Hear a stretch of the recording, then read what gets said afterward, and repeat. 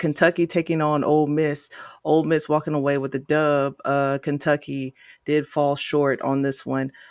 We had Kentucky's quarterback who fumbled twice within the final 3 minutes of the game.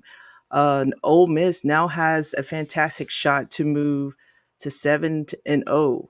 I think this is for the first time since 2014. I want to say, or 5-0. The Ole Miss is 5-0 for the first time since 2014. So this is a big move for Ole Miss and momentum as they continue SEC play.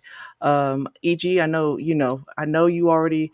I know you had Kentucky on this game, so tell me your thoughts going into this game and what you hope that Kentucky would have done better.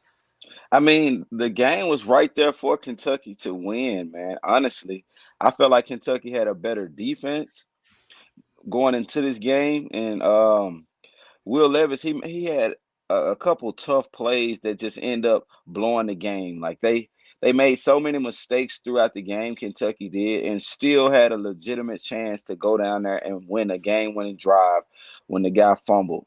Sometimes you get caught up in trying to be the man for your team, and it costs you mistakes. But I mean, shout out to Ole Miss. Ole Miss is a very unique team this year because we all know Lane Kiffin likes to throw the ball, but this year they're more of a balanced team. Those guys can actually run the ball. They got a running back who's actually running the ball, and they use several running backs. And so, like I said, Ole Miss is unique this year. Their defense isn't quite as tough as I would like to see it, but they got a lot of guys transferred in.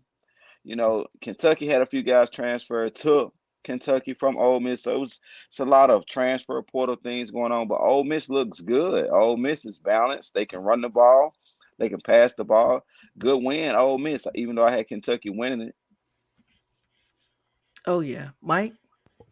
Yeah, man. I mean, if I told you that Lincoln in a Lincoln Riley offense that the rushing game would look better than the passing game, you'd be like, "Dang, man, that don't even sound like a Lincoln Riley offense, man." But Ole Miss outrushed Kentucky, um, averaging 4.8 yards, where Kentucky was only averaging 2.9 yards.